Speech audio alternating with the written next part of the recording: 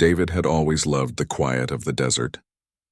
The wide skies, the red rocks, and the sound of the wind moving through the canyons gave him peace. He had been hiking in Arizona for several days, carrying only a backpack, a water flask, and his old camera. He liked walking alone. For him, every trail was a way to leave behind the noise of city life. That morning he had followed a narrow path that wound down into a canyon where a river flowed. The rains had been heavy the week before, and the usually calm stream had become strong and fast. The water carried sticks and mud, making it look dangerous. David stopped near a big boulder and listened. He thought he heard something unusual, a cry, sharp and urgent, almost swallowed by the roar of the river. At first he thought it might be a bird, but then he heard it again, louder this time, and it sounded like a human voice calling for help.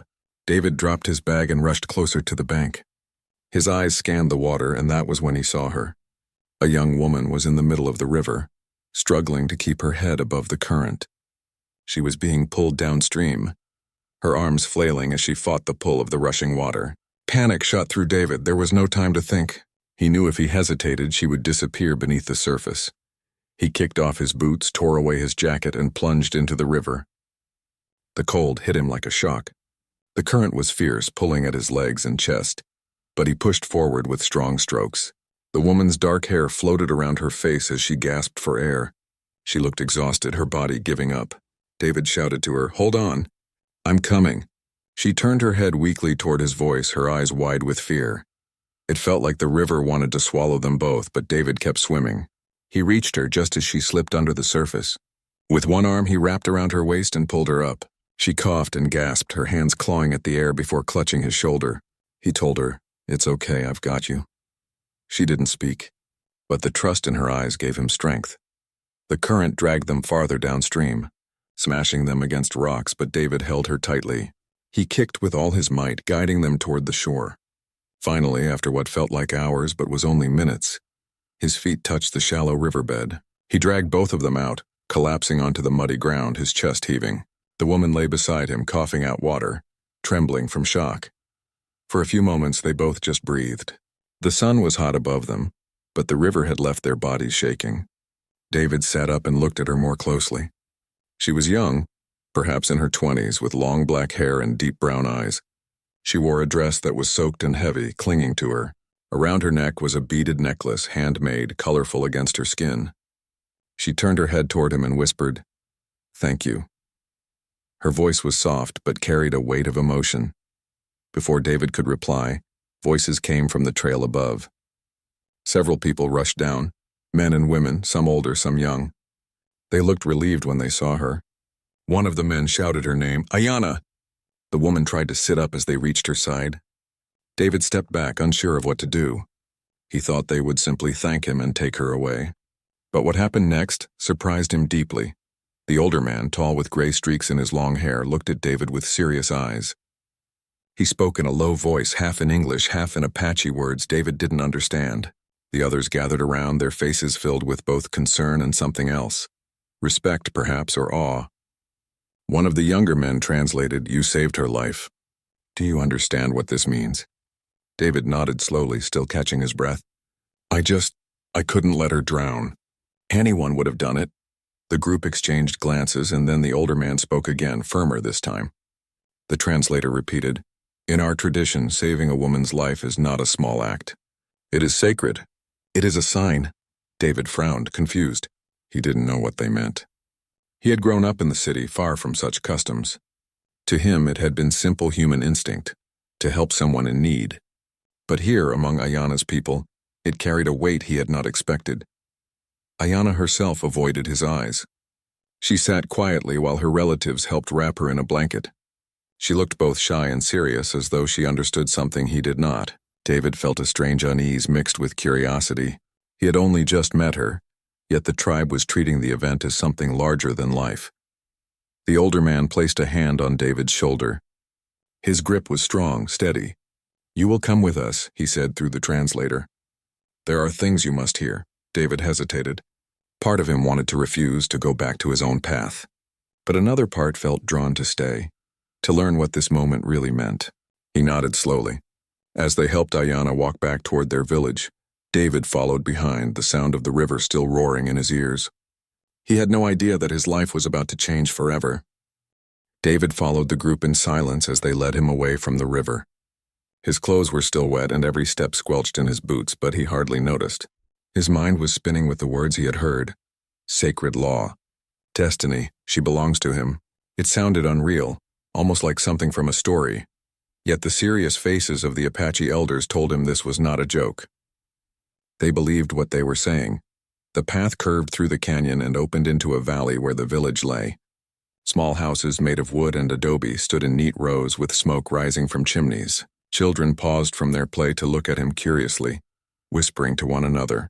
Women carrying baskets of corn and beans stopped to glance at Ayanna, wrapped in a blanket and leaning on her brother's arm, then turned their eyes toward David with a mix of surprise and respect. David felt like an outsider stepping into a world he did not belong to. When they reached the largest building in the center of the village, the group led David inside. The air smelled of burning sage, and the walls were decorated with woven rugs and painted symbols. Several elders were already gathered there, sitting in a circle. Ayanna was guided to sit down near them. David was shown a seat across from her, his heart beating fast. He had no idea what was about to happen. The oldest man in the room, with long silver hair tied back in a braid, raised his hand for silence. His voice was deep and calm, as though it carried the weight of years. "This man has saved one of our daughters," he said in Apache. A younger man translated for David. "The river tried to take her, but he brought her back. By our ways, this is no small thing.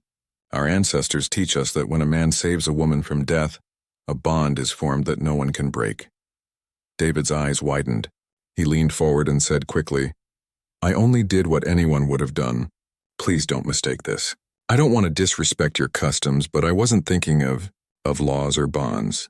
I just wanted to help her." The translation was given and a murmur ran through the circle. Some nodded as if they understood, but others frowned, whispering to each other. The elder raised his hand again. "Outsider," he said through the translator. "You may not understand, but our ways are old, older than this country itself.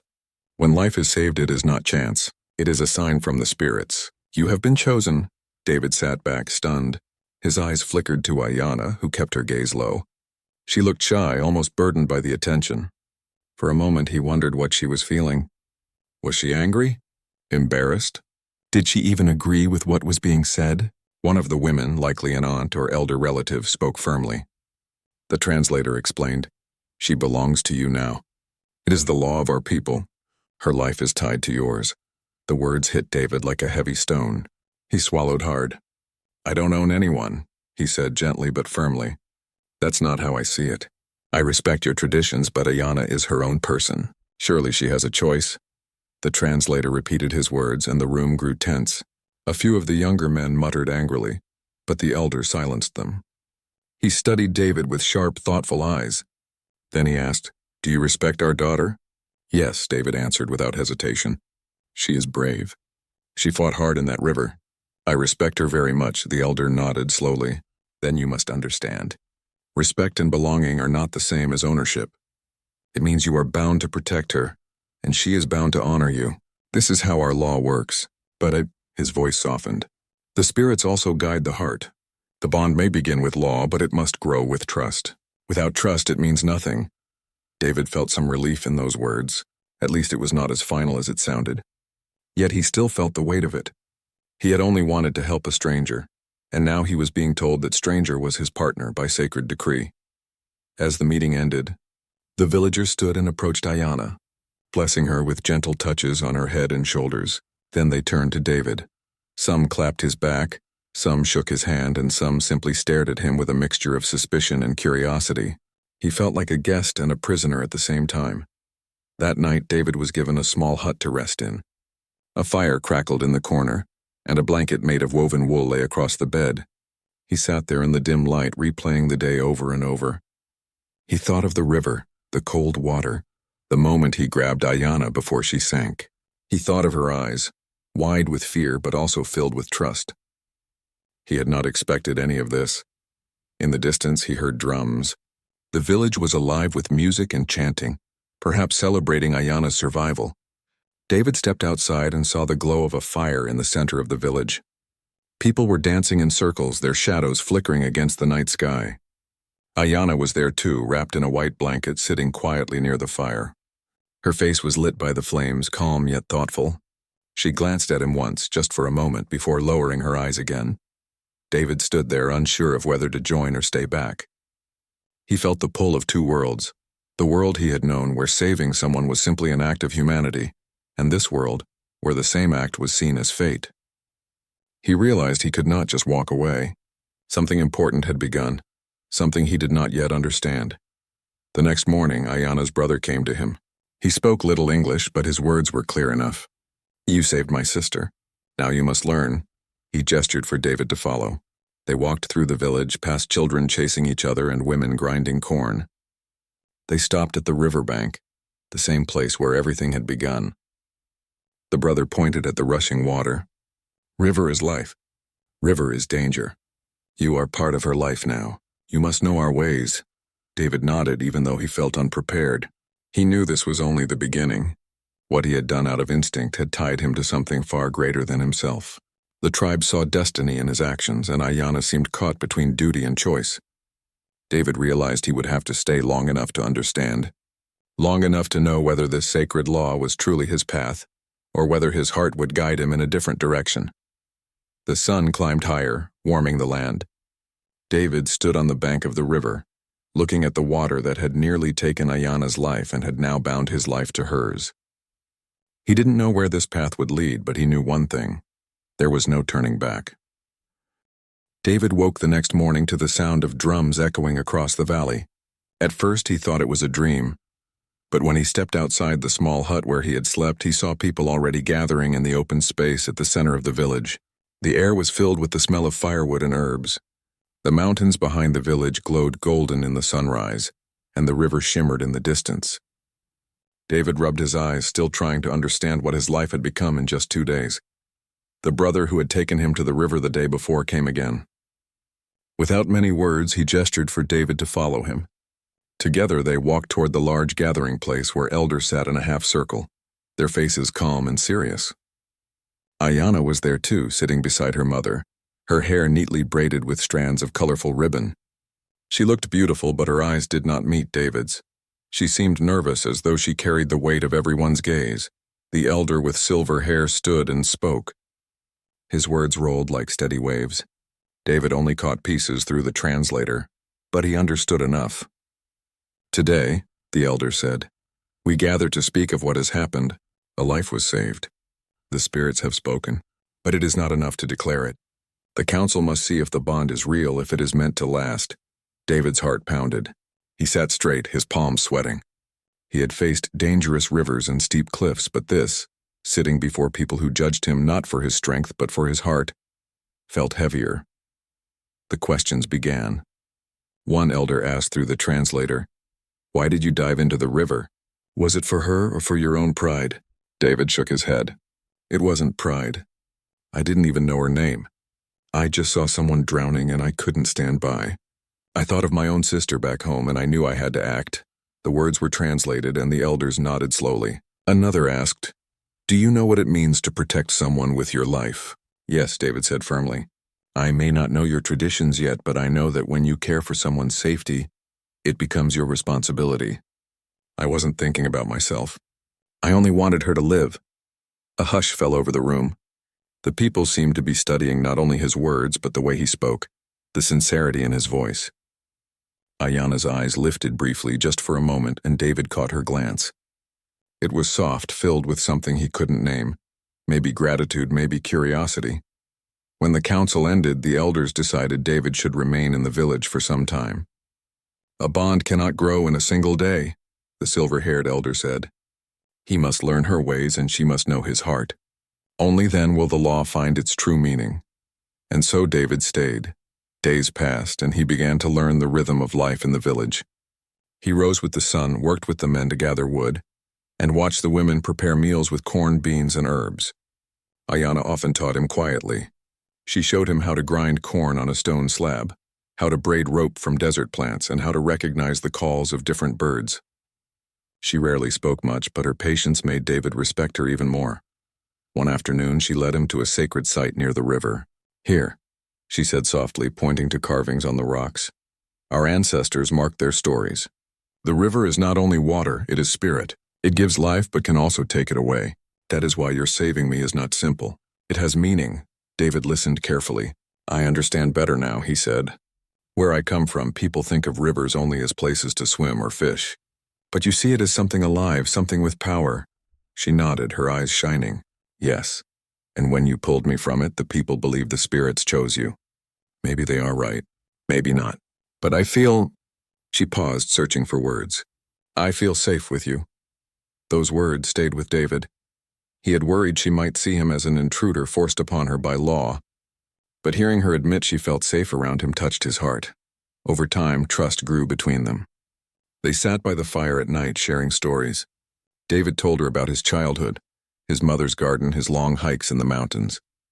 Ayanna spoke of her tribe's legends, of animals that became stars and of warriors who turned into eagles. Their worlds were different, but in their quiet talks the two worlds slowly came together. Still, David wrestled with doubt. One evening he asked her gently, Do you truly want this bond, or are you only following what your people say? Ayanna was silent for a long moment. Then she looked at him and whispered, At first I thought it was only the law, but the law gave us time to know each other. Now I see more. You are kind. You respect my people even when you don't understand them. That is why I don't fear what is coming. David felt a deep warmth in his chest. He realized that while the law had forced them into this path, it was choice and respect that were building something real. The tribe watched closely. Some were still unsure, whispering that David was an outsider who could not truly belong. Others pointed to how Ayanna smiled more when he was near, or how he worked hard without complaint and said the spirits must have chosen well. The tension in the village rose like a fire that needed to be settled. Finally, the council announced there would be a ceremony. The elder said, The spirits have guided these two together, but the final choice must be spoken before all. The woman must say if her heart accepts. Without her voice, the bond is only half. David's breath caught. For all the days he had spent with Ayanna, for all the trust they had built, the decision was not his. It was hers. He knew he could not control what she would say. All he could do was wait, and hope that her heart matched his own. As the day of the ceremony drew near, David found himself by the river once more. The water flowed fast, sparkling under the sunlight. He knelt at the edge and whispered to himself, I didn't come here looking for this, but maybe fate finds us when we least expect it. He thought of Ayanna, of her gentle strength, of the way her laughter carried like music when she let it slip out. He realized he did not want to walk away anymore. The village was preparing for the gathering. Fires were built, songs were rehearsed, and the air carried the weight of expectation. David knew that soon everything would be decided. Not by the elders, not by sacred law alone, but by the voice of the woman whose life he had saved. And in his heart, he prayed that her choice would not only honor the law, but also the quiet bond they had built together. David awoke to the warm morning sun streaming through the small window of his hut. Today felt different. The air was filled with a quiet excitement that made his stomach twist in anticipation. The villagers moved with purpose, carrying baskets of food, lighting fires, and arranging the center of the village for a ceremony. Everyone seemed aware that something important was about to happen, and their eyes sometimes lingered on him, measuring him, waiting to see if he was ready for what lay ahead. He dressed quickly, choosing clean clothes, and stepped outside. The smell of wood smoke and baking bread filled the air. Children ran past laughing and shouting while women sang soft melodies as they worked. Ayanna stood nearby, her hair tied neatly, her face calm but thoughtful. She didn't smile at first, but when she caught his eye, she gave a small nod. David returned it, feeling a mixture of nervousness and reassurance. He had spent weeks with her now, learning her world, and understanding the depth of the bond that the tribe believed had begun the day he saved her from the river. The elder with silver hair approached, his expression steady and commanding. David, he said through the translator, today you will prove yourself not only to the tribe but to yourself. This is the ceremony of trust and destiny. It will show the spirits your intentions. David nodded, swallowing hard. He felt the weight of the words. This was not a performance or a show. It was a declaration of his respect, his courage, and his heart. The villagers gathered in a circle around the open space. Fires crackled at the edges, casting flickering shadows on the ground. Ayana's family stood close, her mother holding a blanket, her father's eyes serious and intense. David noticed her younger siblings watching him with curiosity. The energy in the air was thick, a mix of anticipation, reverence, and hope. The elder stepped forward. "The river brought him to you," he said, looking at Ayana. "It gave him the chance to save your life. Now the spirits ask, is this bond true? Is it built on respect, trust, and heart?" Ayana stepped forward slowly, her feet bare on the earth. She paused, looking at David, then at the elders, then at the villagers surrounding them. She drew a deep breath. She began, her voice steady despite the trembling of her hands. She glanced at David again. "I have been scared. I thought this law only brought me here to him. But over these days I have seen his kindness, his patience, his respect for my people. He does not see me as a possession. He sees me as a person." David's chest tightened. He had been worried she might feel trapped or forced. Hearing her speak like this lifted a weight he hadn't realized he was carrying. The elder nodded, then gestured toward him. "And you, David, do you accept this bond with understanding and honor?" David stepped forward, feeling the eyes of the entire village upon him. He took a deep breath. "I do. I never wanted this to be only law. I wanted it to be trust, respect, and choice. Ayana has shown me her strength and her heart, and I want to stand by her, not because the law says I should, but because I choose to. I respect her, her people, and her traditions, and I promise to protect, listen, and honor her always." Ayana's eyes glistened with tears, but she smiled softly. Some villagers whispered to each other, nodding in approval. Others watched silently, observing the sincerity in David's words and in the way he stood with steady eyes. The elder raised his hands, and the village fell silent. "The spirits have heard. The law is honored, but it is choice and heart that make it sacred. This union is not forced. It is embraced." A gentle cheer rose from the villagers. Children clapped their hands and ran around the circle, while the women began to hum a soft, melodic tune. The drums beat steadily, marking a rhythm of celebration, of life, of trust. Ayana stepped forward, taking David's hand in hers. For the first time, she held his gaze without hesitation, and in that moment all fear and doubt seemed to vanish. The next hours were filled with shared meals, storytelling, and laughter. David learned more about the village customs, how songs told stories of ancestors, and how each gesture held meaning. Ayana explained the significance of each dance, each drumbeat, and each story. David watched carefully, understanding that this bond was not only about them, but about the connection between generations, between nature and between people. As the day wore on, David and Ayana walked together by the river. The same river that had been so dangerous now flowed gently, sunlight glimmering on its surface. They walked barefoot in the sand, feeling the cool water touch their feet. David spoke first. "I never imagined my life would take this turn. One moment I was hiking alone, and the next, I am here, learning your world, sharing it with you." Ayana smiled softly. "The river chooses who it saves, and sometimes it chooses for reasons we do not understand. It brought you to me, but it is our hearts that will decide what comes next." David nodded. He realized that the sacred law had brought them together, but it was trust, understanding, and respect that made their bond real. He did not feel forced. He felt connected in a way he had never experienced. In the days that followed, David continued to immerse himself in village life. He helped in daily tasks, learned about the plants and animals, and practiced the skills the elders taught him. Ayana guided him patiently, answering questions, showing him how to move through the land with awareness and care. Each day their friendship grew, and so did their respect for one another. The villagers began to treat David not as an outsider, but as part of their community. They saw his efforts, his respect, and his genuine care for Ayana. Some elders still watched cautiously, but they whispered to each other that the spirits had chosen well. The younger members, once skeptical, now laughed and played with David as one of their own. One evening, as the sun set behind the mountains, David and Ayana sat together near the fire. The sky turned brilliant shades of orange and pink. Ayana leaned slightly against him, feeling safe, as if the bond the tribe spoke of was not only law but something that had grown naturally between them. David looked at her and whispered, "I promise to honor this. Not because I have to, but because I want to. You have taught me more than I ever imagined." Ayana smiled, her eyes bright in the firelight. "And you have taught me trust, Not just the law, but that someone can choose to be by your side out of respect and care. That is more important than anything else. That night, as the village slept, David realized that what had begun as an act of courage in a rushing river had turned into a journey of the heart. He was no longer an outsider. He was part of a living, breathing community, and Ayanna, whose life he had saved, had become someone whose presence he could not imagine living without.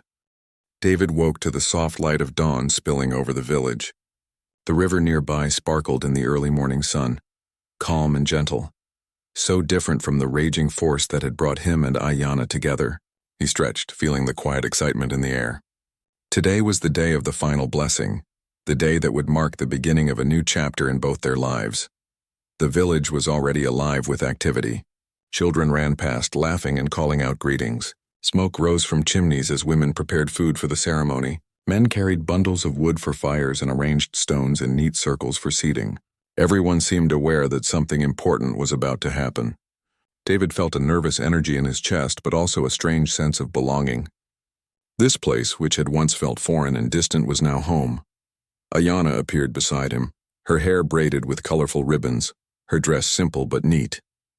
She gave him a small smile, one that carried reassurance and trust. David returned the smile, feeling a warmth that went beyond words. They walked together to the center of the village where the villagers had gathered. The fires crackled softly at the edges, sending flickering light across the earth. The circle of elders waited patiently, their eyes observing, their presence commanding yet calm. The silver-haired elder stood and spoke, his voice carrying across the gathering. Today, he said, we celebrate life, trust, and choice. The river brought him to her, but it is the heart that will decide the future. Speak now and honor the spirits. Ayanna stepped forward, her bare feet touching the warm earth. She paused for a moment, looking at David, then at the elders, then at the villagers surrounding them. I was afraid at first, she began, her voice soft but steady. I thought the law only brought me here, but over the days I have seen his kindness, his patience, and his respect for me and my people. He does not see me as a possession. He sees me as a person. My heart chooses him, and I wish to be with him willingly. David's chest tightened. Relief and joy mingled with a deep sense of gratitude. He had worried she might feel forced, that the law had created something she did not want. Hearing her speak these words confirmed everything he had hoped for. The elder turned to him. And you, David, do you accept this bond with understanding, respect, and honor? David stepped forward, feeling all eyes upon him. He drew a deep breath. I do. I never wanted this to be only law. I wanted it to be built on trust and choice. I respect Ayanna, her people, and her traditions. I promise to protect, listen, and honor her always. I choose this because I want to, not because I am told to. Ayanna's eyes filled with tears, but she smiled softly. The villagers murmured, some nodding in approval, others simply watching in quiet awe. The elders exchanged glances, satisfied that the spirits had been honored and that the bond was real, grounded in choice as well as tradition. The ceremony continued with songs, dancing, and blessings. The villagers brought offerings of corn, bread, and herbs, placing them in a circle as part of the ritual. David and Ayanna participated together, learning the meaning behind each gesture. The drums beat steadily, echoing the rhythm of life, of trust, and of connection. Children ran around the circle, laughing, while the adults moved gracefully, performing steps taught over generations. After the ceremony, David and Ayanna walked to the riverbank, where the water flowed gently, glinting in the sunlight. This river, which had once been a force of danger, was now a place of peace. They sat together on a large rock, their feet touching the cool water. David spoke first. I never imagined my life would take this turn. One moment I was hiking alone, and the next, I am here learning your world, sharing it with you. Ayanna smiled, leaning slightly against him. The river chose to save me, and in doing so, it brought you into my life. But it is our hearts that will decide the future. We may not understand all the ways of fate, but we can choose how to walk together. David nodded. He realized that the sacred law had brought them together, but it was trust, understanding, and respect that made the bond real. They spent the day together, walking through the village, talking with the elders, and sharing stories. David learned more about the tribe's history, their traditions, and the way they saw the world. He began to see the depth of their connection to the land, to the river, and to each other. Ayana taught him the songs of her ancestors, the meaning of each dance and the way stories were passed from generation to generation. David listened carefully, absorbing every detail. He asked questions, wanting to understand, and Ayana answered with patience and care. Slowly, the two of them built a foundation that went beyond law, beyond ceremony.